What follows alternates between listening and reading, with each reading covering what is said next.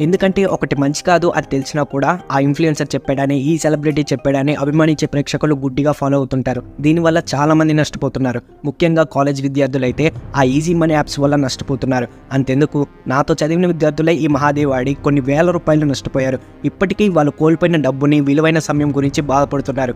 చేసిన అప్పులు తీర్చలేక, ఇంట్లో వాళ్ళని ఇబ్బంది పెట్టలేక సతమతమవుతున్న ఎందరో యువకులు ఈ సమాజంలో చాలామంది ఉన్నారు. మహాభారతంలో పాండవులు కోల్పోయిన ఆస్తిని కానీ, పరువును కానీ చూసి మారిన కొందరున్నారు. జులాయి సినిమాని చూసి మారిన ఇంకొందరు ఉన్నారు.